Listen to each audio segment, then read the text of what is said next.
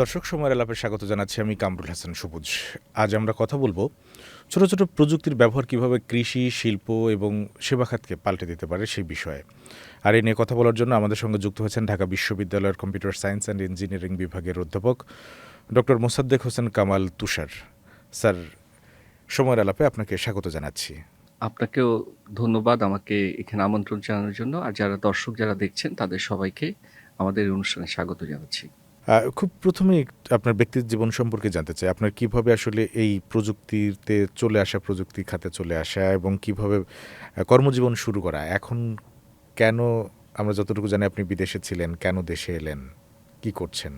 প্রথম জিনিস হচ্ছে আসলে আপনারা যদি আমার কর্মজীবন বলেন, আমি তো পড়ালেখার কথা যদি বলি, আমি আসলে খুলনার ছেলে আর কি। হ্যাঁ, ওইখানে আমি মিশনারি স্কুলে পড়ালেখা করেছি। তারপর রাজশাহী ক্যাডেট কলেজ, দেন হচ্ছে ঢাকা ইউনিভার্সিটি। ঢাকা ইউনিভার্সিটিতে আমরা এখানে কম্পিউটার সায়েন্সে মাস্টার্স করেছি। আর তার আগে আন্ডারগ্রেড করেছি হচ্ছে আমাদের এখন যে ট্রিপলি যেটা আছে এই ডিপার্টমেন্ট থেকে। পরবর্তীকালে আমি হচ্ছে অস্ট্রেলিয়ার university of New South Wales থেকে হচ্ছে আরেকটা মাস্টার্স করি কম্পিউটার সায়েন্স আইটিতে। তারপরে হচ্ছে আমি কানাডাতে হচ্ছে এই কনকর্ডিয়া ইউনিভার্সিটি থেকে পিএইচডি করি। দেন টরন্টো ইউনিভার্সিটিতে আমি অ্যাজ এ হচ্ছে পোস্টডক হিসাবে জয়েন করি। পরবর্তীকালে টরন্টো ইউনিভার্সিটিতে কিছু ফ্যাকাল্টি হিসাবে আমি ছিলাম কিছুদিন। তো সব কিছুই ঠিক ছিল। আমার প্ল্যানও ছিল আসলে বাইরে থেকে যাওয়া, বিদেশে থেকে যাওয়া। প্রথম জিনিস হচ্ছে যে আমি সবসময় একটা কনফিউশনে ভুগতাম যে কানাডাতে আসলে আমাদের কাজ করার সুযোগ কম, কারণ অলরেডি এখানে হচ্ছে অনেক কিছু হয়ে গেছে। বাংলাদেশে হচ্ছে কাজ করার সুযোগটা অনেক বেশি, যেহেতু এখানে আসলে অনেক কিছু করার আছে, এখন অনেক কিছু হয়নি। সেইটা এই দুইটা একটা দ্বন্দ্বে আমি সবসময় ভুগতাম। আর সাথে সাথে নিজের দেশের জন্য তো একটা মায়া থাকেই।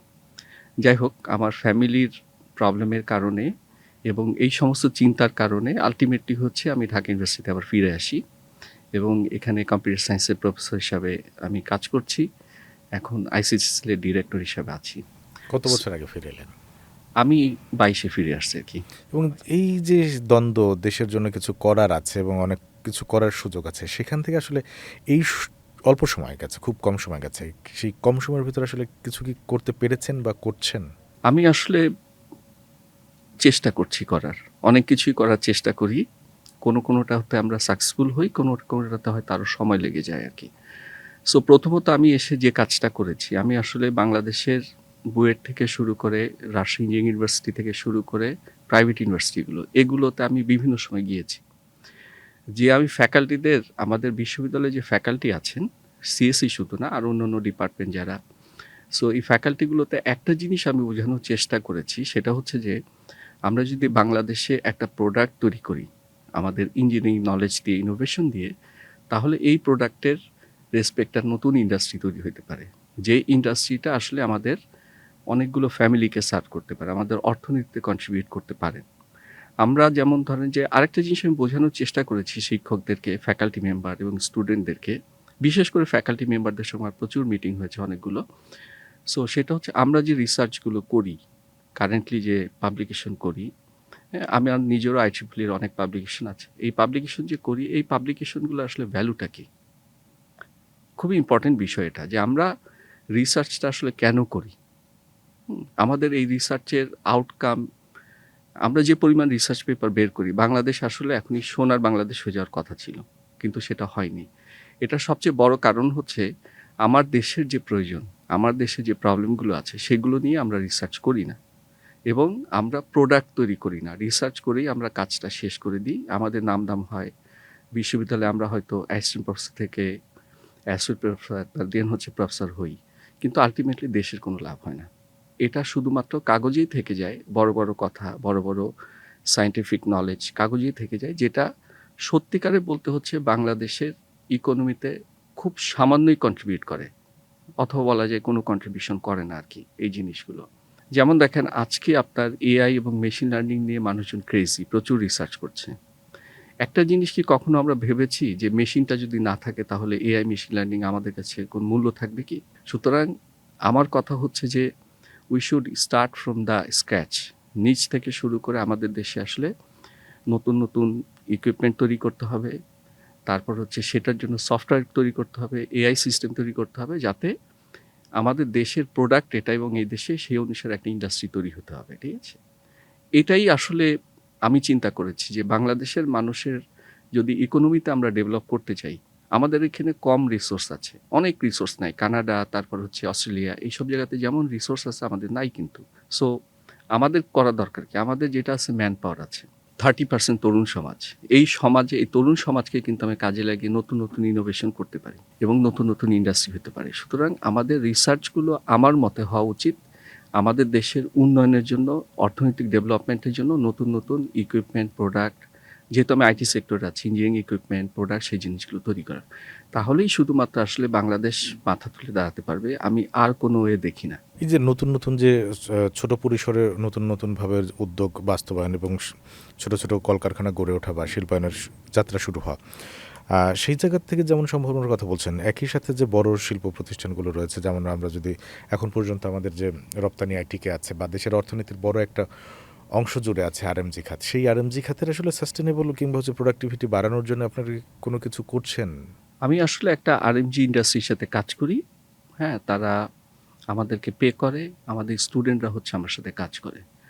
সো এইখানে ওদের অনেকগুলো প্রবলেম আপনাকে প্রথমে আমি বলি, তারপর হচ্ছে কাজের কথাটা বলবো। প্রথম জিনিস হচ্ছে আমাদের যারা লেবার যারা আছেন, যারা কাজ করেন, ঠিক আছে? সো ওনারা কি কাজ করছেন, কিভাবে কাজ করছেন, কতক্ষণ কাজ করছেন, ঠিক আছে? দ্যাট মিনস একজন লেবারকে একটা দিনে হচ্ছে একটা টার্গেট দেওয়া হয় যে আজকে আপনাকে 100টা গার্মেন্টস আপনাকে সেলাই করতে হবে, অথবা 500টা গার্মেন্টস হচ্ছে আপনাকে সেলাই করতে হবে।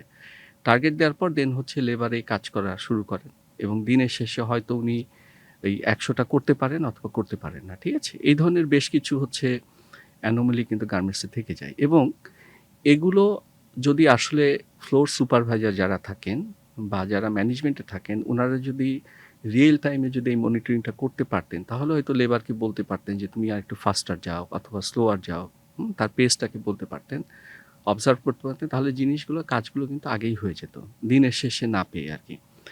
সো এই ক্ষেত্রে হচ্ছে আমার একটা প্রজেক্ট আছে, আমরা একটা কাজ করি, সেটা হচ্ছে এই গার্মেন্টস আপনার যে তারা সেলাই করছে, কাজ করছে, ঠিক আছে? এই প্রতিটা কাজের একটা হিসাব রাখা, অটোমেটেড সিস্টেমে হিসাব রাখা, এবং এইখানে আসলে কতগুলো সেলাই হচ্ছে, যেমন ধরেন যে একটা গার্মেন্টস সেলাই করার সময় কতগুলো হচ্ছে আপনার সেলাই পড়ছে, এর উপর কিন্তু ডিপেন্ড করে এটার কোয়ালিটি কত ভালো, তাই না? আমার সেলাই যদি খুব ফাঁকা ফাঁকা হয় তাহলে কোয়ালিটি খুব ভালো হবে না। সুতরাং এই প্রতিটা সেলাইকে আসলে মনিটর করা এবং সেটাকে অবজার্ভ করা এবং সেই অনুসারে হচ্ছে রিয়েল টাইমে ইআরপি ডেটাবেস যেটা আছে গার্মেন্টসে, তাদের কাছে এই ইনফরমেশনগুলো পৌঁছায় দেওয়া, সাথে সাথে হচ্ছে আপনার বিভিন্ন ধরনের মানে কালার লাইটের মাধ্যমে একটা ইন্ডিকেশন দেওয়া। হ্যাঁ, যেমন ধরেন একজনের যদি 800টা গার্মেন্টস সেলাই করার কথা থাকে, সে দিনের মাঝামাঝি আসলে কোথায় আছে, অথবা এখন সে কোথায় আছে, কত পার্সেন্ট সে কাজ করেছে, কত পার্সেন্ট তার কমপ্লিট হয়েছে, কত পার্সেন্ট বাকি আছে, ঠিক আছে? তাহলে এই যে যে জিনিসগুলো, এগুলো দুইটা সুবিধা হয়। একটা হচ্ছে ম্যানেজমেন্ট ট্র্যাক রাখতে পারে যে আমার কাজের অগ্রগতি কেমন পার্টিকুলার একটা লেবারের ক্ষেত্রে। আর সেকেন্ড জিনিস হচ্ছে লেবারও আসলে বুঝতে পারে যে সে কি আরেকটু স্লো যাবে না আরেকটু ফাস্টার যাবে, সেই জিনিসগুলো, ঠিক আছে? এটা একটা। সাথে সাথে যেহেতু আমরা সেলাইয়ের কাউন্টার রাখছি, সো আলটিমেটলি এখান থেকে আমরা বুঝতে পারি যে আমাদের কাজের পারফরমেন্স বা কাজের কত পারফেক্টলি কাজটা হচ্ছে, ঠিক আছে? সেই জিনিসগুলো হচ্ছে ম্যানেজমেন্ট বুঝতে পারে আর কি, ঠিক আছে? ফ্লোর সুপারভাইজাররা লাইটিং ইন্ডিকেশনের মাধ্যমে, যেমন হয়তো কেউ যদি খুব ভালো মতো কাজ করে তাহলে হয়তো তার গ্রিন লাইট থাকবে তার জন্য, কেউ হয়তো খুব ফাঁকি দিচ্ছে, কাজ করছে না, সেখানে রেড লাইট থাকবে, ঠিক আছে? এই ধরনের ইন্ডিকেশন দিয়ে আমরা ফ্লোর লাইট মানে সুপারভাইজার যারা আছে তাদেরকে সাথে সাথে হচ্ছে আমরা করতে পারি, ইন্ডিকেশন দিতে পারি যে ওকে তুমি ওই লেবারের সঙ্গে তুমি কথা বলো, what is going on their, ঠিক আছে? সেই জিনিসটা সাথে সাথে আমাদের অটোমেশন সিস্টেমের মাধ্যমে ম্যানেজমেন্টও কিন্তু জেনে যাচ্ছে। সো এই দুইটা সুবিধা পাওয়া যাবে, কয়েকটা সুবিধা। এর সঙ্গে আরেকটা হচ্ছে এই ডিভাইসের আরেকটা আরও বেশ কিছু সুবিধা পাওয়া যাবে, যেমন ধরেন কোনো মেশিন ব্রেক করলো, নষ্ট হয়ে গেল, ঠিক আছে? সো সেই ক্ষেত্রে এই সরাসরি হচ্ছে আমরা ম্যানেজমেন্ট সেটা ইনফর্ম করা যাবে। আর ফোর্থ যে জিনিসটা আমি বলবো, আরেকটা জিনিস, সেটা হচ্ছে যদি কারো হেলথ প্রবলেম হয়, ইস্যু হয় লেবারদের, সে হচ্ছে কিন্তু ম্যানেজমেন্ট সাথে সাথে ইনফরমেশনটা পেয়ে যাবে এখান থেকে। হ্যাঁ, যদি সে জানায় বা কোনো ডাক্তারের হেল্প তার দরকার হয়, এটা একটা। ফিফথ আর একটা আমরা বলবো যে গার্মেন্টসে আমরা দেখা যায় যে অনেক সময় আগুন লাগে, সো এই ডিভাইসটা অটোমেটিক্যালি টেম্পারেচার বা এই যে স্মোক ডিটেক্টর এদের সঙ্গে কমিউনিকেট করে আলটিমেটলি হচ্ছে ম্যানেজমেন্ট এবং ওয়ার্কারদেরকে কিন্তু ওয়ার্নিং দিতে পারবে যে আসলে আগুন লেগেছে, so you have to exit from the মানে বেটার এক্সিট হয়ে তুমি যাবা আর কি, কোথায় যাবা সেটা হয়তো বলতে পারবে। সো এই ধরনের কিছু অবজেক্টিভ বা টার্গেট রেখে আমরা একটা কাজ করছি। তো কাজটা অলমোস্ট আমাদের কমপ্লিট। আমরা এখন হয়তো একটা প্রোটোটাইপটা আমরা করেছি, টেস্ট করেছি। এখন হয়তো আমরা একটা ফিল্ড টেস্টে যাব, কারণ যে কোনো একটা কমার্শিয়াল প্রোডাক্ট হওয়ার আগে হচ্ছে ফিল্ড টেস্ট হওয়া দরকার যে এটা কারেক্টলি কাজ করে কিনা। ফিল্ড থেকে হয়তো আমরা বেশ কিছু ফিডব্যাক পাবো যে ডিভাইসের এই সমস্যা আছে, এই জিনিসটা কারেক্টলি কাজ করছে না। সো এই ডিভাইসটা আমরা যেটা তৈরি করেছি, আমরা আসলে মাইক্রোপ্রসেসর কেনা, সার্কিট বোর্ড ডিজাইন করা থেকে শুরু করে এটার সফটওয়্যার লেখা, প্লাস হচ্ছে ইআরপি সিস্টেম যেটা গার্মেন্টসে এক্সিস্ট করে তার সঙ্গে কানেক্ট করা এবং এটাতে এআই সিস্টেম ইন্ট্রোডিউস করা, ঠিক আছে? এই পুরো কাজটাই হচ্ছে এটার সঙ্গে যুক্ত আর কি। এটাতে গার্মেন্টস মালিকরা কী সুবিধা পাবেন, গার্মেন্টস ব্যবসায়ী যারা আছেন তারা আসলে প্ল্যানিং করতে পারবেন যে আমি যদি একটা কাজ নিই আসলে কাজ আমি টাইমলি কমপ্লিট করতে পারবো কিনা। কারণ এখানে মাইক্রো লেভেলে কিন্তু আমাকে টাইমিং দেখাচ্ছে যে আমার একদিনে কতটুকু কাজ আমাদের এই গার্মেন্টসের লেবাররা মিলাই করতে পারেন, ঠিক আছে? এবং এটার কোয়ালিটি কেমন হয় সেই জিনিসগুলো। সুতরাং বছরের শুরুতে অথবা বছরের মানে যখন ওনারা বাজেট করেন বা কোনো একটা কাজ নেন, দে উইল আন্ডারস্ট্যান্ড যে আমার পক্ষে আসলে কাজটা করা সম্ভব কিনা, আমি কাজটা নিব কিনা, বিদেশ থেকে যে বায়ারদের মাধ্যমে যে কাজগুলো নেয়, অথবা এই কাজ করতে গেলে আমাকে এটাকে আরও কতখানি ইনভেস্ট করতে হবে, ঠিক আছে? এই জিনিসগুলো।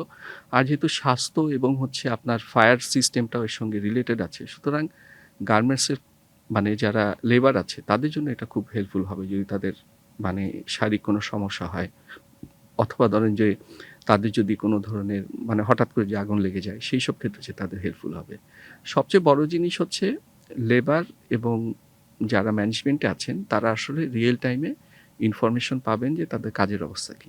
একটু জানতে চাচ্ছি এখানে, এই ডিভাইসটা কি প্রত্যেকটা মেশিনেই ইউজ করতে হবে এবং কস্টিংটা কেমন পড়বে? প্রতিটা মেশিনেই এই ডিভাইসটা আমি বলি আমাদের মানে গার্মেন্টসের যারা আছেন আর কি, ঠিক আছে, ওনারা টার্কি থেকে একটা ডিভাইস কিনে নিয়ে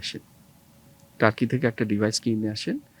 এটা প্রবাবলি কস্টিংটা এক্স্যাক্টটা আমি জানি না, বাট ওনাদের কথা মতো যেটা নিচ্ছি 26,000 প্লাস, এবং এটার সঙ্গে আলাদাভাবে সফটওয়্যারের লাইসেন্স ফি দিতে হয়, যে অ্যামাউন্ট আমার জানা পার নেই। Device cost? Per device cost 26,000 টাকা হচ্ছে, এবং ওই ডিভাইসটা হচ্ছে ম্যানুয়াল, দ্যাট ইজ হচ্ছে একটা কাজ শেষ হলে ম্যানুয়ালি সুইচ চাপতে হয়, ঠিক আছে?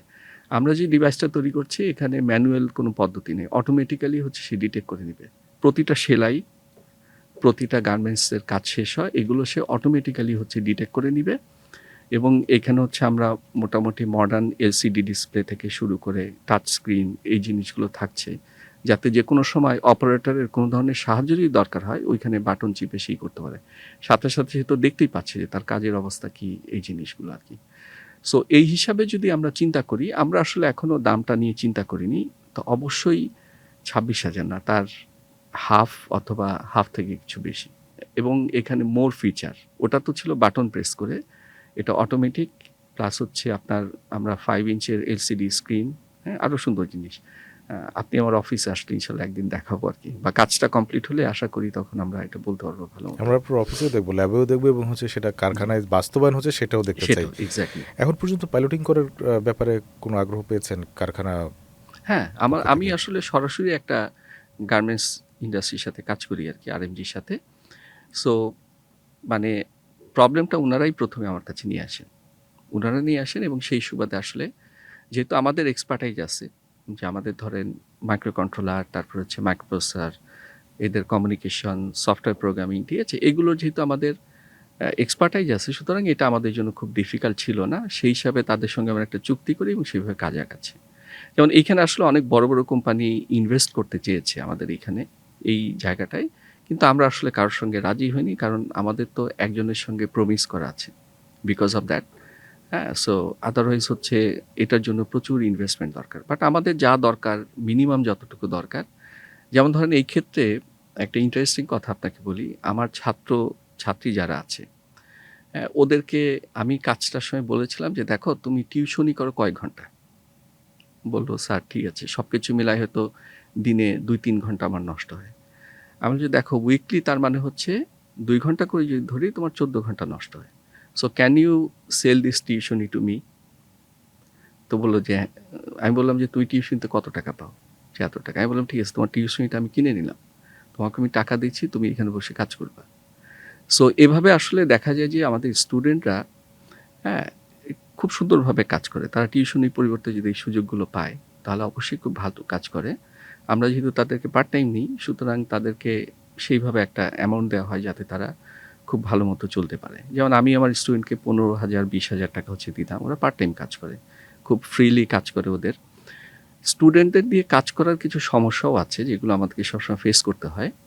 হ্যাঁ, এটা হচ্ছে স্টুডেন্টদের পরীক্ষা থাকে, মিড টার্ম থাকে, ল্যাব থাকে। সো আলটিমেটলি কাজের কন্টিনিউটিটা কিছুটা নষ্ট হয়। বাট তারপরেও আমরা যদি আসলে সুপারভাইজ করি, অর্গানাইজ করি কারেক্টলি, তাহলে আলটিমেটলি আসলে কাজ করা সম্ভব। হ্যাঁ, তারপরে তো ধরেন বাকিটা এই ধরনের একটা প্রোটোটাইপে যদি আমরা সাকসেসফুল হই, যেটা আমরা প্রোটোটাইপ টেস্টে আমরা যাচ্ছি কিছুদিনের ভিতরে, ওইখানে হয়তো পুরো একটা লাইন মানে 30 মেশিনসের মতো, 30 or 35 মেশিনসের মতো, ওইখানে আমরা প্রোটোটাইপটা ইনস্টল করব, করার পরে দেন হচ্ছে they will give us the feedback commercial product করার আগে।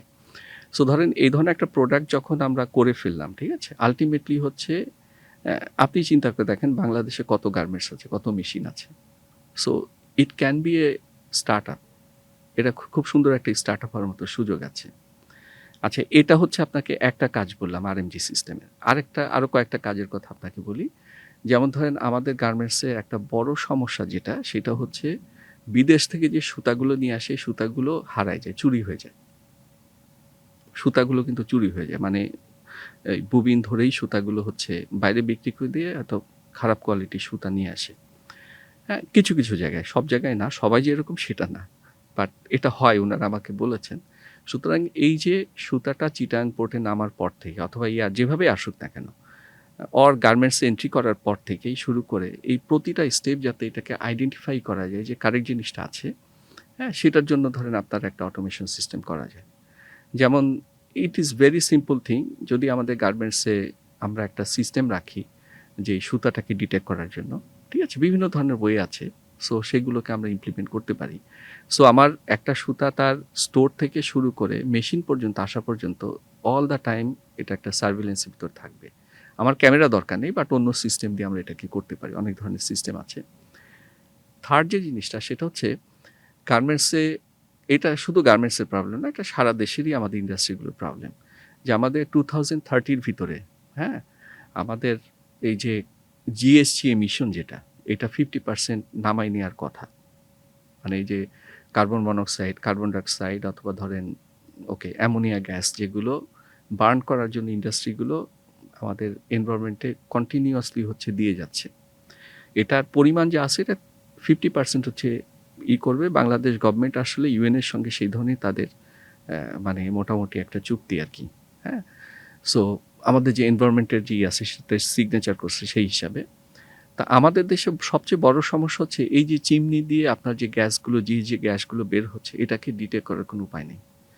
আমাদের দেশে প্রতি বছরই মনিটরিংয়ে যান যারা এগুলোকে, ওনারা যে ওদের যে স্পেসিফিকেশন আছে, ওই যে ধরেন 40 বছর আগে কিনেছিল, স্পেসিফিকেশনে যেটুক লেখা থাকে কার্বন নিঃসরণ এই পরিমাণ হবে, সেটা ওনারা লিখে নিয়ে আসে এবং ওই ইন্ডাস্ট্রিগুলোকে অনুমোদন দেয় আর কি। কারণ কার্বন তো একটা বিশাল ব্যাপার সারা ওয়ার্ল্ডে পরিবেশের জন্য। তো এটা আসলে রিয়েল টাইম মনিটরিংয়ের কোনো সিস্টেম নেই। বাট এটা যেমন হচ্ছে আমরা খুব কম খরচে আমি ইসেন্সে বলছি, যেমন আমি একটা গার্মেন্টস ইন্ডাস্ট্রিকে আমাকে বলার পর আমি জিজ্ঞেস করেছিলাম যে তোমাদের কত টাকা এটা লাগে, ওরা বললো 30 লাখ টাকা স্যার একটা ইকুইপমেন্ট, বা কাছাকাছি এরকম বলেছিলেন এক্স্যাক্টলি। হয়তো উনি বেশি বলছেন কম বলছেন সেটা বিষয় না, বাট মোটামুটি একটা এরকম হিসাব আছে। আমরা যদি চাই, ঠিক আছে, এটা 1 লাখ টাকায় করা সম্ভব। 30 লাখ টাকারটা 1 লাখ টাকায় বা তার থেকেও কমে করা সম্ভব। আপনারা চাচ্ছেন না কেন? হ্যাঁ, আমার তো ইনভেস্টমেন্ট লাগবে, আমি তো কাজ করতে চাই, কারণ হচ্ছে কাজ তো ধরেন আমার একার পক্ষে করা সম্ভব না। হ্যাঁ, এইখানে ধরেন যে আমাদের একটা ডাইলামা, আমি যখন লেকচারার হিসাবে জয়েন করি 1997-এ ঢাকা ইউনিভার্সিটিতে, ঠিক আছে, তখন থেকে কিন্তু একটা ডাইলামা আমাদের ভিতর রয়ে গেছে। আমরা তখন শেখ হাসিনা গভর্নমেন্ট ক্ষমতায় এসেছিলেন, সো আমরা তখন প্রথম একটা রাউন্ড টেবিল মিটিং করলাম, যেখানে বুয়েটের প্রফেসররা, ঢাকা ইউনিভার্সিটি, বিভিন্ন সারা বাংলাদেশের, ওই ধরেন আমাদের 12,000 কম্পিউটার প্রোগ্রাম তৈরি করতো। That was A boost up for our country. হ্যাঁ, তারপরে আমরা একটা ইন্টারন্যাশনাল কনফারেন্স, যেটা এখনও চলে পুরো ইউনিভার্সিটিগুলোতে, এগুলো করলাম। সো তখন থেকেই কিন্তু ইন্ডাস্ট্রিগুলোর সঙ্গে আমরা একটা কানেক্টিভিটি বা লিঙ্ক তৈরি করার চেষ্টা করছি 97 বা আরও ওই বা তারপর থেকে বলা যায়। এই লিঙ্কটা আসলে কখনোই খুব কারেক্টলি এস্টাবলিশ হয়নি। এটার কতগুলো সমস্যা ছিল, যেমন ধরেন আমাদের দেশের ব্যবসায়ীরা মূলত ট্রেডার্স, ওনারা জিনিস বাইরে থেকে কিনে এনে বাংলাদেশে বিক্রি করেন, এইখানে ম্যানুফ্যাকচারার কম হয়। ওই সময়টার কথা বলছি আমি তখন। বাট এখন কি আমাদের সেই সিনারিওটা খুব পরিবর্তন অনেক হয়েছে? চেঞ্জ হয়েছে, আসলে চেঞ্জ হয়েছে। যেমন ধরেন আমাদের দেশে সফটওয়্যার তৈরি হচ্ছে। আমি যদি আপনাকে এক্সাম্পল দিই, আমাদের দেশে কিন্তু অনেকগুলো ইন্ডাস্ট্রি হয়েছে যারা সেমিকন্ডাক্টর চিপ ডিজাইন করে। ওনাদের সঙ্গে আমি অনেকবার বসেছি। বেশ 7-8টা ইন্ডাস্ট্রি আছে এবং তাদের অবস্থা বেশ ভালো। তারা সেমিকন্ডাক্টর চিপ ডিজাইন করছে। বাংলাদেশে ফ্যাবলেস হচ্ছে চিপ ডিজাইন করার প্ল্যান করেছে গভর্নমেন্ট, প্লাস হচ্ছে আপনার এমসিসিআই ইন্ডাস্ট্রি খাতে ওনারা করছেন।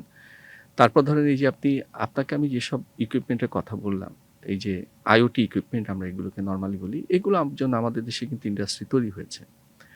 বিষয়টা হচ্ছে যে ওই ইন্ডাস্ট্রিগুলো তো আইওটির কাজ করে, অথবা এই যে কম্পিউটার বেসড ওয়ার্ক করেন, সফটওয়্যার করেন অথবা হার্ডওয়্যার তৈরি করেন, কিন্তু আমাকে ইন্ডাস্ট্রিকে আগায় আসতে হবে।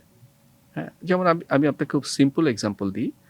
আমাদের যে অ্যাক্সেস কন্ট্রোল যে কার্ডটা, ঠিক আছে, আমি আপনাকে বলছিলাম এই মানে অনুষ্ঠানের আগে কথা বলছিলাম, এই অ্যাক্সেস কন্ট্রোল কার্ডটার জন্য আমরা ব্যয় করি হয়তো একটা গেট তৈরি করার জন্য 20 লাখ 30 লাখ টাকা এই খরচ করি।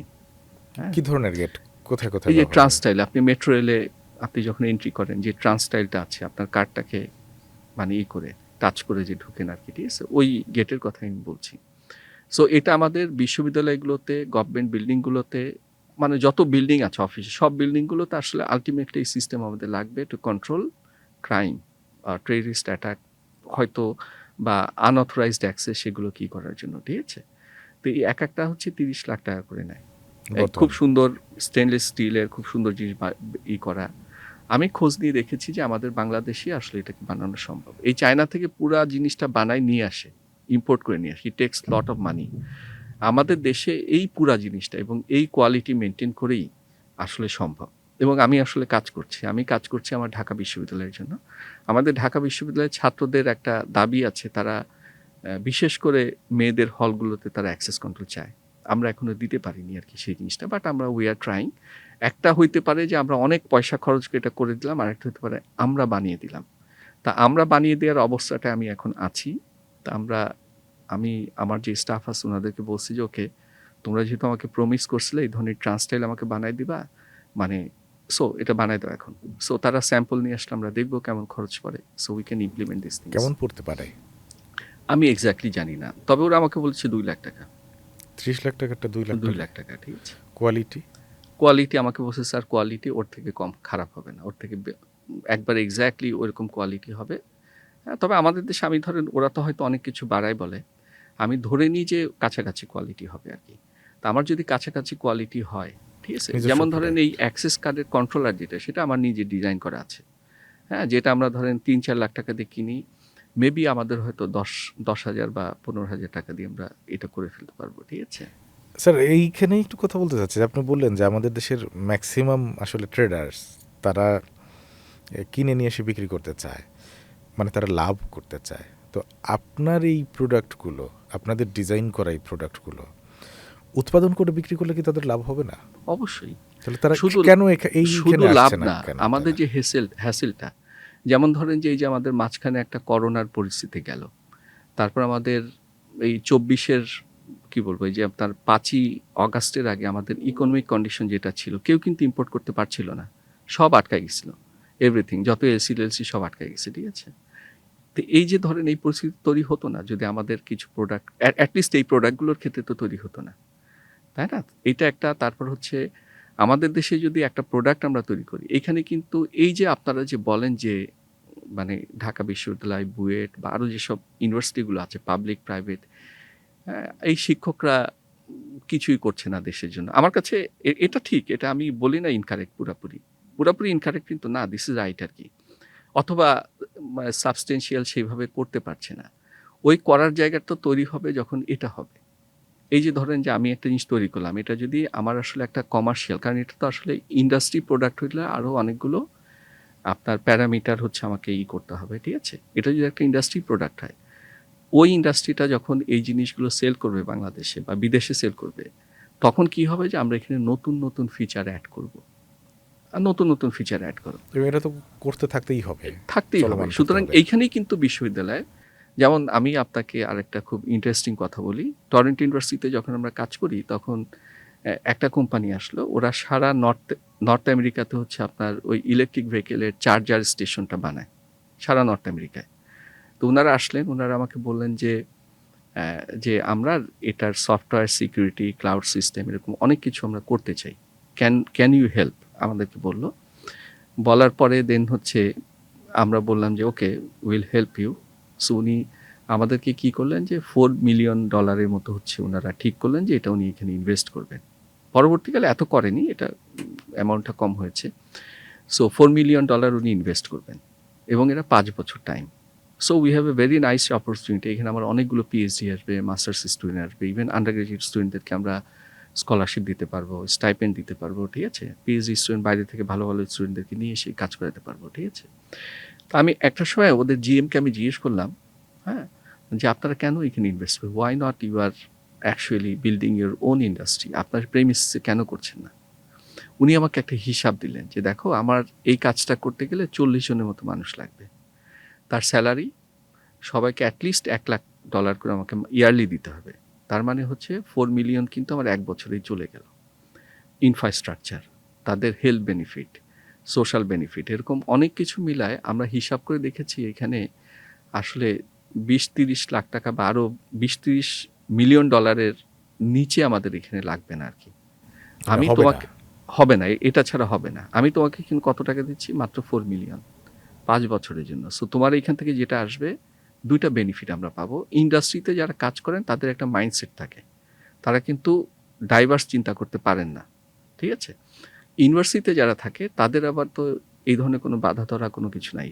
শিক্ষক বলেন, ছাত্রদেরকে বলেন, they are very open minded. So বললো যে তোমাদেরকে আমরা দিলে কি হবে, আমার কাজটা তো হবে, আর নতুন নতুন আইডিয়া এখানে আসবে এবং এই আইডিয়াগুলো আমাদেরকে অনেক বুস্ট আপ করলো। আমি বলছি হোয়াট ইজ ইয়োর টার্গেট, বলেন যে 4 মিলিয়ন ইনভেস্ট করে উইল আর্ন 200 মিলিয়ন, ঠিক আছে।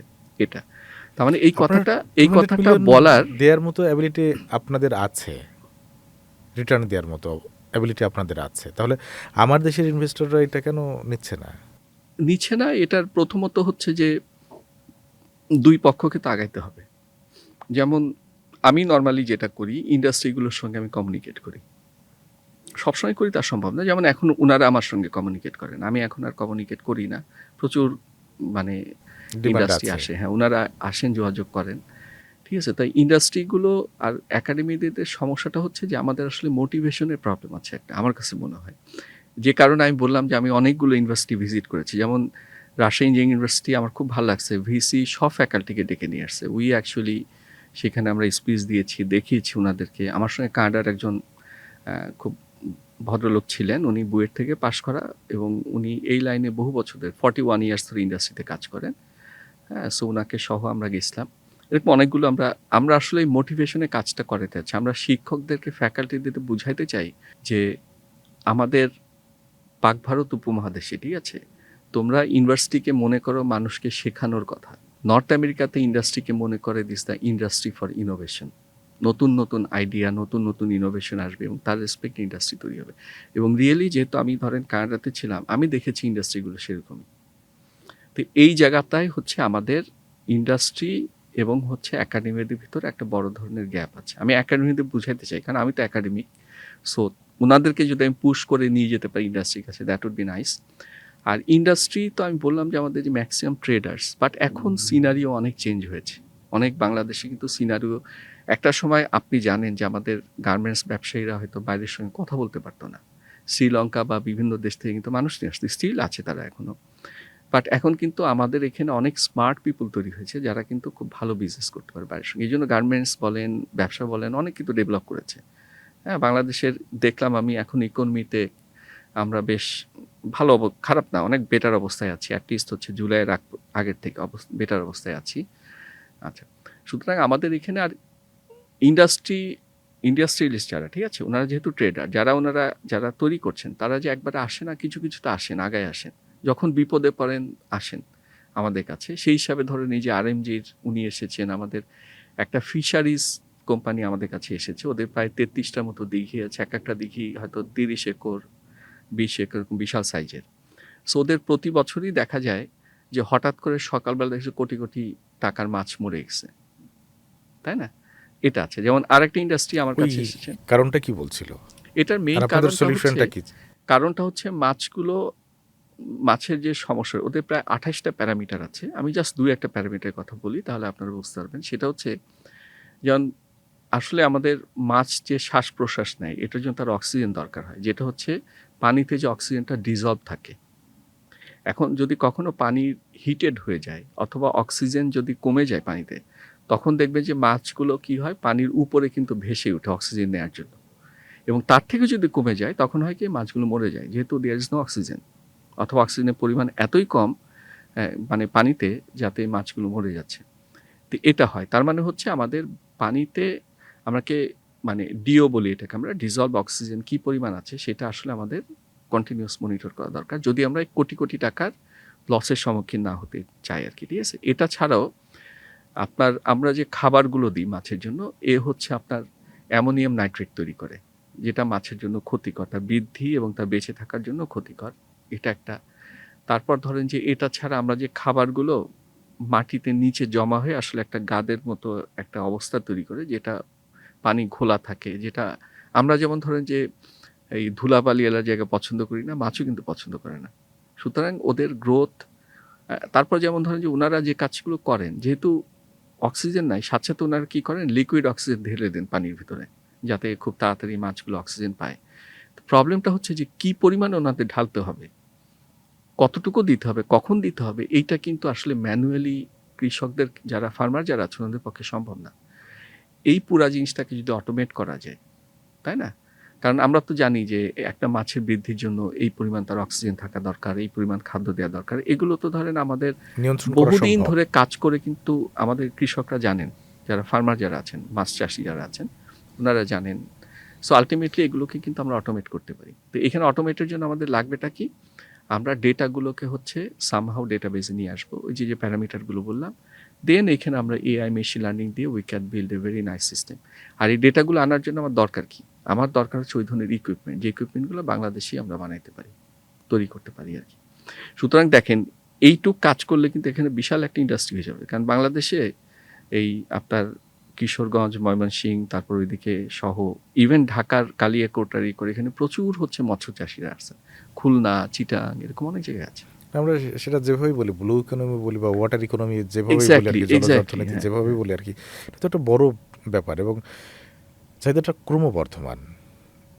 তো সেই জায়গা থেকে এই যে আপনারা যে ছোট ছোট কাজের কথা বলছেন, খুব ছোট ছোট উদ্যোগগুলো খুব ছোটোভাবে সহজভাবে বলছেন, ইম্প্যাক্ট অনেক বড়, সেটা দেখছেন। এবং এখানে স্যার আরেকটা জিনিস আমরা মাঝে মাঝেই যে কথাটা শুনি, যে আসলে যোগ্য লোক যারা আমরা বলি বুয়েট, ঢাকা ইউনিভার্সিটি বা বড় বড় জায়গা থেকে যখন বের হয়, তখন আসলে তারা কাজের জন্য বাইরে যায়, কারণ তাদেরকে রাখার মতো আমাদের ইন্ডাস্ট্রি নাই, আমাদের ক্যাপাসিটি নাই।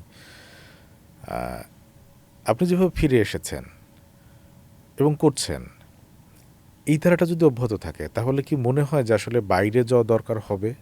আচ্ছা, প্রথমত কয়েকটা জিনিস আমি আপনাকে বলি, আমরা জানি এটা, তারপরে আমি আপনাকে বলি। যেমন আমাদের এখানে পলিটিক্যাল স্ট্যাবিলিটি নাই, সামাজিক কি বলবো স্ট্যাবিলিটি, যেটা আমরা যদি বলি সোশ্যাল স্ট্যাবিলিটি, এটা আমাদের দেশে নাই। আশা করছি আমরা ফিউচারে হবে, এই আশাটা আমরা প্রতি বছর করি, সবসময় করি, সবসময় করি।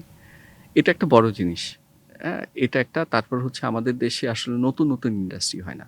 ধরেন যে ছেলে মেয়েগুলো আমাদের পাশ করে, আমি একটা বছরে আপনাকে স্ট্যাটিস্টিক্স দিই, ওই বছর তারা পাশ করেছে প্রায় 50 মতো, ওরা পাশ করার 51 মতো, পাশ করার আগে 47 হচ্ছে তারা পিএইচডির জন্য স্কলারশিপ পেয়ে গেছে বাইরে। ওদের কিন্তু আর জবে ঢুকতে হয়নি, পুরা সবগুলোই আমেরিকা, ইউরোপ, বিভিন্ন দেশে কিন্তু চলে গেছে আমাদের ছেলেমেয়েরা। একটা ব্যাচের আমি কথা বললাম, তো প্রতি বছরই এইভাবে চলে যাচ্ছে। এটার সবচেয়ে বড় কারণ হচ্ছে যে আসলে তার মানে কাজের পরিবেশ এবং পলিটিক্যাল অবস্থা দেশের, হ্যাঁ, এবং প্লাস হচ্ছে স্যালারি, এই কতগুলো জিনিস এবং নতুন নতুন কাজ করার সুযোগ, ঠিক আছে, এই কতগুলো জিনিসই আসলে আমাদেরকে প্রভাবিত করে। কারণ ধরেন একটা ছেলে যদি ইউএসএতে যায়, ধরেন আমি যে ফিল্ডে কাজ করি, এই যে তোমার আপনার ধরেন হার্ডওয়্যার সফটওয়্যার সব কিছু মিলায় আর কি, সো এই ফিল্ডে এক একজনের স্যালারি হচ্ছে 1,75,000 টাকা, 50,000 টাকা বা এর থেকে কম না, সফটওয়্যার ফিল্ড থেকে এখানে স্যালারি আরও অনেক বেশি, বিকজ এই ফিল্ডটা একটু হার্ড, প্রচুর ভালো ইঞ্জিনিয়ার নলেজের পার্সনের দরকার হয়। অনেকে খুব সহজে এখানে যেতে চায় না, ম্যাক্সিমামই তো সফটওয়্যার লেভেলে কাজ করতে চায়, কিন্তু সফটওয়্যার আসলে এখন স্যাচুরেটেড। বাট এই ফিল্ডটা কিন্তু সারা পৃথিবীতে এখন হচ্ছে বুমিং, বিলিয়ন অফ ডলার। আপনার এয়ারক্রাফট থেকে, মিসাইল থেকে শুরু করে আপনার বাসার যে স্মার্ট লাইটটা আছে অথবা এসি যেগুলো আছে, এই সব কিছু কিন্তু এই কাজের ভিতর, ফ্রিজ ট্রিজ থেকে শুরু করে সব জায়গায়, টিভি, আপনার এই যে প্রোগ্রাম করছেন সব জায়গায় কিন্তু আইওটি ডিভাইস এবং হচ্ছে এই ইকুইপমেন্টগুলো দরকার আর কি, ঠিক আছে। এই কারণে সারা পৃথিবীতে এই কাজের পরিমাণ হচ্ছে অনেক বেশি এবং এটা স্যালারিও অনেক বেশি। সো এখন ধরেন আমাদের ছেলেমেয়েরা কেন থাকবে, এই কোশ্চেনটা আসলে আমাদের নিজেদের করা উচিত। আমরা তাদেরকে কি সেরকম কাজের পরিবেশ দিতে পারছি, তাদেরকে স্যালারি সেরকম দিতে পারছি, তাদেরকে ফ্যাসিলিটি সেরকম তৈরি করতে পারছি? আমাদের এখানে রাস্তাতে জাম থাকে, তারপরে হচ্ছে বিভিন্ন ধরনের ক্রাইম হয় বাংলাদেশে, ঠিক আছে, আমরা কি দেশটাকে সুন্দর করতে পারছি? সেই কোশ্চেনটা আমাদেরকে প্রথম করতে হবে। আর তারপরে আমি যদি আসি তাহলে সেটা হচ্ছে আমাদের দেশে যদি আমরা নতুন নতুন ইন্ডাস্ট্রি তৈরি করতে পারি অথবা ছেলে মেয়েদেরকে উদ্যোগী করি, উৎসাহিত দিই। যেমন ধরেন আমার একটা স্টুডেন্ট আছে, সেই স্টার্ট আপ কোম্পানি তৈরি করেছে। সে যেমন ধরেন যে একটা হেলথ ইকুইপমেন্ট তৈরি করছে, that will be very nice আমার কাছে মনে হয়েছে জিনিসটা। এটা ছাড়াও সে এআই বা আরও অনেকগুলো কাজ করছে। সো এভাবে যদি আমরা স্টুডেন্টদেরকে তাদের কাজের একটা জায়গা ধরাই দিই, কারণ ধরেন তরুণ কিন্তু সবসময় তার ভিতরে একটা ইনোভেটিভ আইডিয়া বা ইনোভেশনের দিকে তার একটা আকর্ষণ থাকে। এই নলেজগুলো যদি তাদের ভিতরে দিয়ে দিতে পারি এবং কাজের পরিবেশ যদি আমরা দেশে তৈরি করতে পারি, ইন্ডাস্ট্রি, তাহলে আমার মনে হয় যে আমাদের ছেলেমেয়েরা দেশে থাকবে, আমার কাছে মনে হয়। স্যার, আমরা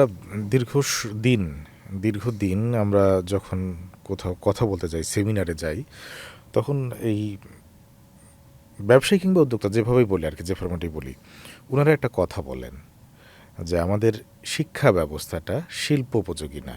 কিন্তু আপনি যেটা বলছেন বা যেটুকু বোঝা যাচ্ছে, তাতে আসলে আমাদের শিল্পগুলো উদ্ভাবনের সাথে পরিবর্তনশীল না, বা এই পরিবর্তনমুখী বা উদ্ভাবনমুখী না আমাদের শিল্প। এতে কি আসলে মানে তারা কি টিকে থাকতে পারবে, মানে শিল্পগুলো কি টিকে থাকবে যদি আপনাদের উদ্ভাবনের সাথে যদি তাল মেলাতে না পারে, আচ্ছা অ্যাডাপ্ট করতে না পারে? আচ্ছা, প্রথম জিনিস হচ্ছে আপনি হয়তো আমাকে দেখেই চিন্তা করছেন এটা, আহ, শিল্পপতিরা বা ইন্ডাস্ট্রি যেটা বলে এটা অনেকাংশে কারেক্ট। আমি 100% ওনাদের কথা আমি ডিনাই করতে পারি না। আমি তো আপনাকে ধরেন শুরুতেই বললাম যে আমাদের শিক্ষকরা রিসার্চ করেন, রিসার্চ পেপার বের করেন, but is they think about the industry connection. This is very important. আমাদের শিক্ষকদেরকে ইন্ডাস্ট্রি মানসিকতা নিয়ে কাজ করতে হবে, বুঝতে হবে যে আমাদের দেশে এখানে পলিথিনের সমস্যা আছে, এটা আমি কিভাবে কাজ করে এটাকে দূর করতে পারি। আপনি দেখেন সাভার বা অন্য জায়গায় গেলে ময়লার স্তূপ পড়ে আছে, হাউ ইউ প্রসেস দিস, মানে এগুলো কিন্তু আমাদের শিক্ষকদের কাজ হওয়া উচিত এগুলোই, বিশেষ করে যারা ইঞ্জিনিয়ারিং মানে ইগুলোতে আছে, ডিসিপ্লিনগুলোতে আছে। সো এইখানে ওনারা যেটা বলেন অনেকাংশেই সত্য, অনেকাংশেই সত্য যে আমরা শিক্ষকদের, আমাদের একটা মানে এডুকেশন সিস্টেম যেটা, এই এডুকেশন সিস্টেমই আসলে এক্স্যাক্টলি ইন্ডাস্ট্রির সঙ্গে কানেকশন তৈরি হবে, ঠিক আছে, পুরাপুরি সেরকম না, এটা আমি কিছুটা স্বীকার করি। বাট ইঞ্জিনিয়ারিং ফ্যাকাল্টি বা ইঞ্জিনিয়ারিং ডিসিপ্লিনে যেসব শিক্ষকরা আছে, বুয়েট, ঢাকা ইউনিভার্সিটি থেকে শুরু করে আরও যতগুলো ইঞ্জিনিয়ারিং ইউনিভার্সিটি আছে, পাবলিক ইউনিভার্সিটি যারা আছে, ঠিক আছে, এই ইঞ্জিনিয়ারিং ওয়ার্কগুলো কিন্তু এটা থিওরি না, ইট ইজ নট থিওরি, এটা কিন্তু প্র্যাকটিক্যাল ওয়ার্ক। এটা যদি আপনি হ্যান্ডস অন কাজ না করেন আসলে ইঞ্জিনিয়ারিং করে কোনো লাভ নেই। ডাক্তারের মতোই, ডাক্তার যেমন তার হ্যান্ডস অন না করলে তো ডাক্তারের কোনো দাম নেই, একইভাবে ইঞ্জিনিয়াররা যদি হ্যান্ডস অন কাজ না করে লাভ নেই। সুতরাং আমাদের আমাদের ইউনিভার্সিটিগুলোর কারিকুলামকে আসলে আরও ইন্ডাস্ট্রিমুখী করতে হবে, যেটা আমি জানি যে গভর্নমেন্ট এর ভিতর উদ্যোগ নিয়েছে, আমরাও করছি। যেমন আমরা আমাদের ডিপার্টমেন্টের সিলেবাস অনেক চেঞ্জ করেছি, করে কিভাবে ইন্ডাস্ট্রির সঙ্গে করা যায় সেই কাজগুলো আমরা করছি। আর সাথে সাথে আরেকটা জিনিস হচ্ছে ইন্ডাস্ট্রিয়ালিস্টের একটা জিনিস বুঝতে হবে, সেটা হচ্ছে আপনি যদি আমাকে কখনোই সুযোগটা না দেন, যেমন ধরেন আপনি যদি আমাকে কোনোদিন কফি না খাওয়ান, আমি তো বুঝবো না আসলে কফির স্বাদ কেমন, বা কফি আসলে আমি খাইতে পারি কি না, আমার জন্য এটা উপকারে লাগে কি না, ঠিক আছে, সেই জিনিসটা। So industry they can try, একবার ট্রাই করে দেখুক না, আসুক না। তা না একটা সময় তো আমরা আপনাকে কিছু আগে বলেছি যে আমাদের ছেলেমেয়েরা ইংলিশে বাইরের সঙ্গে কমিউনিকেট করতে পারতো না, বাইরের সাথে। নাওএডেজ গার্মেন্টসটা করতে পেরেছে। তার মানে আমাদের আসলে ছেলে মেয়েদের দোষ না, বিশ্ববিদ্যালয়ের দোষ না, ইন্ডাস্ট্রিরও আমি দোষ দিইনি, আমাদের বোঝার সমস্যা। কানেকশনের সমস্যা, ঠিক আছে? আমরা হয়তোবা আর কি আমাদের অযোগ্যতাগুলোকে অন্যের উপর চাপাই দিতে চাই সামটাইমস তাদের প্রবলেম বলে, হ্যাঁ? আসলে এই কথা বলে খুব বেশি লাভ নেই আমাদের। আপনি যতদিন এই কথা আপনি বলতে থাকবেন, ততদিন কিন্তু আমরা পিছাইতে থাকবো। আপনি যখন এই কথা না বলে একটু আগায় আসার উদ্যোগ দিবেন, এটা বিশ্ববিদ্যালয় এবং ইন্ডাস্ট্রি বোথ ২ পার্টিকেই করতে হবে। তাহলে আসলে সুযোগ হয়। স্যার এই খুব ছোটোভাবে, যেহেতু আপনার ছোট ছোট অনেক উদ্যোগ সম্পর্কে আমরা জানলাম এবং যেগুলো আসলে যেটা বললাম যে হিউজ ইম্প্যাক্ট, সেই জায়গা থেকে আমরা যে প্রচুর প্রতি বছর ইলেকট্রনিক্স পণ্য নিয়ে আসি, এইটার কি আসলে প্রতিস্থাপক বিকল্প কোনো কিছু আপনাদের সম্ভব কি না? চীন নির্ভরতা কমানো, আমদানি নির্ভরতা কমানো ইনফ্যাক্ট। আমি তো আসলে সেই কথাগুলোই বলছি। হ্যাঁ, আপনাকে স্ট্যাটিস্টিক্যালি একটু যদি আমাদের একটু সহজ করে বোঝান। যেমন ধরেন যে আমি যদি বলি আরকি, এটা ইন্ডিয়ান একটা অ্যানালাইসিস থেকে আমি এটা দেখেছি, তাদের অফিসিয়াল অ্যানালাইসিস থেকে, যে 2025 এ বাংলাদেশ থেকে হচ্ছে বাংলাদেশ চায়না থেকে প্রায় $15 বিলিয়ন হচ্ছে আপনার কনজিউমার ইলেকট্রনিক্স কিনবে। ঠিক আছে? আর এটা হচ্ছে $12 বিলিয়ন আরকি কনজিউমার ইলেকট্রনিক্সের আইটেম কিনবে। যেভাবে কিনে আরকি সেই অনুসারে আরকি। আর অন্য দেশ থেকে প্রায় $5 বিলিয়ন, সেখানে ইন্ডিয়া আছে, ইউএসএ আছে, ইউরোপিয়ান ইউনিয়ন আছে, ঠিক আছে? ওনারা আছেন। ঠিক আছে? এই যে $12 বিলিয়ন, এখানে আমরা কি কিনি আপনি যদি একটু চিন্তা করেন। আমরা এসি কিনি, আমরা ফ্যান কিনি, চায়না থেকে আসে কিন্তু, ঠিক আছে? আমরা টিভি কিনি, আমরা হচ্ছে ধরেন বিভিন্ন ধরনের আইওটি ইকুইপমেন্ট কিনি, ঠিক আছে? এরকম। এখন মানে আমরা তো এই জিনিসগুলো বানাতে পারি। হয়তো আমরা অনেক বিশাল জিনিস, বিশাল কমপ্লেক্স জিনিস আমরা এখন বানাইতে পারবো না। কিন্তু ধরেন এই যে স্মার্ট লাইটের কথা আপনি বলেন, ঠিক আছে? আমাদের দেশে ধরেন স্মার্ট হোমের কথা বলেন, লাইট, ফ্যান, ঠিক আছে? এগুলো ইটস নট ডিফিকাল্ট। এটা ডিফিকাল্ট কিন্তু কিছু না। আপনাকে আমি ট্রান্সটাইলের কথা বললাম, ঠিক আছে? এটা কত বাংলাদেশের কনজিউমার তো অনেক, প্রতিটা অফিস এখন তার বিল্ডিংগুলোতে যাচ্ছে। সো এই ভেরি সিম্পল থিং, ঠিক আছে? যেটা আমরা চায়না থেকে নিয়ে আসি। আমার খেয়াল আছে যে আমাদের ঢাকা ইউনিভার্সিটিতে যখন এই জিনিসটি ইনস্টল করে, আমাদের কার্ড কেউ অ্যাকসেপ্ট করছিল না। সুতরাং ওদের প্রোগ্রাম চেঞ্জ করা দরকার ছিল। ওই মালিক চায়নাতে যেয়ে প্রোগ্রাম চেঞ্জ করছে। বাট ওনারা যদি আমাদেরকেই বলতেন, আমরা এখানে খুব কম পয়সায় কিন্তু জিনিসগুলোকে করে দিতে পারতাম। আমি তো বললাম আপনাকে, এটা হয়তো ১০-১৫ হাজার টাকা ম্যাক্সিমাম আর কি, ঠিক আছে? আমার রুমে বানানো আছে এখন, আপনি গেলে দেখতে পারেন আর কি। ট্রান্সটাইলটা হয়তো ১-২ লাখ টাকা বা হয়তো তার থেকে বেশি লাগবে, এরকম হতে পারে। তাহলে দেখেন, আমরা যদি এরকম এই ট্রান্সটাইলটা তো চায়না থেকে নিয়ে আসতেছে। আপনি যদি এখানে বানাই দেন তাহলে কি হবে? চায়না থেকে আনতে হবে না। তাহলে কি হচ্ছে? আমার এই যে $12 বিলিয়ন হয়তো দেখবেন যে এখানে কিছু মিলিয়ন ডলার আমার বেঁচে গেল। আমাদের এই যে মৎস্যের যে আপনার অটোমেশনের কথা বলছি, এটা চায়নার অলরেডি করা আছে, বানানো আছে। আমরা যদি এখানে করি তাহলে চায়না থেকে আমাদেরকে আনতে হবে না বা আমেরিকা থেকে আনতে হবে না, ঠিক আছে? এই যে ছোট, ছোট উদ্যোগগুলো, এই উদ্যোগগুলো আমাদের ইকোনমিতে কিন্তু কন্ট্রিবিউট করে। ছোট উদ্যোগ কিন্তু ব্যবসা কিন্তু বিশাল। কারণ আপনি চিন্তা করেন, আপনি যদি লাখখানেক ট্রান্সটাইল বিক্রি করেন তাহলে আপনার কি পরিমাণ ইনভেস্টমেন্ট এবং কি পরিমাণ ব্যবসা হবে, ঠিক আছে? তো এই জিনিসগুলোতে হচ্ছে আমাদের মনোযোগ দেওয়া উচিত। আরেকটা জিনিস হচ্ছে আমি বলি, যেমন ধরেন যে অনেকে বলে চায়না খুব কম দামে জিনিস দেয়। এটা একটা কম্পিটিটিভ মার্কেট। অনেক ব্যবসায়ী কিন্তু এটা বলেন যে উনারা এত কম দামে জিনিসপত্র দেয়, আপনারা পারবেন না। হ্যাঁ, এটা কিন্তু বলে। কিন্তু আমার প্র্যাকটিক্যাল এক্সাম্পল যে জিনিসটা, সেটা হচ্ছে চায়না যে জিনিসটা ধরেন ৳১,০০,০০০ বানায়, আমরা সেটা কিন্তু তার থেকে অনেক কম দামে বানাইতে পারবো এবং কোয়ালিটি বেটার হবে। এগিয়ে আসতে হবে শিল্প উদ্যোক্তাদের। স্যার, আমাদের সময়ের আলাপে আসার জন্য আপনাকে ধন্যবাদ জানাচ্ছি। আপনাকে এবং যে দর্শকরা দেখছিলেন আমাদের প্রোগ্রাম, তাদের সবাইকে ধন্যবাদ। দর্শক, আমরা কথা বলছিলাম ছোট ছোট উদ্যোগ কীভাবে বড় প্রভাব ফেলে আসলে আমাদের শিল্প, কৃষি এবং সামগ্রিক অর্থনীতিকে এগিয়ে নিয়ে যেতে পারে, এবং সেই জন্যে গবেষক, শিক্ষক এবং তার সাথে যে শিল্প উদ্যোক্তা আছে তাদের যে মেলবন্ধনের যে গ্যাপটা আছে, সেই গ্যাপটা কীভাবে কমানো যায়, সেসব বিষয় নিয়ে আমাদের সঙ্গে কথা বলছিলেন ঢাকা বিশ্ববিদ্যালয় কম্পিউটার সায়েন্স অ্যান্ড ইঞ্জিনিয়ারিং বিভাগের অধ্যাপক ডক্টর মোসাদ্দেক হোসেন কামাল তুষার। আজ এ পর্যন্তই। আগামীতে দেখা হবে অন্য কোনো বিষয় নিয়ে। সে পর্যন্ত ভালো থাকুন, সঙ্গে থাকুন সময়ের।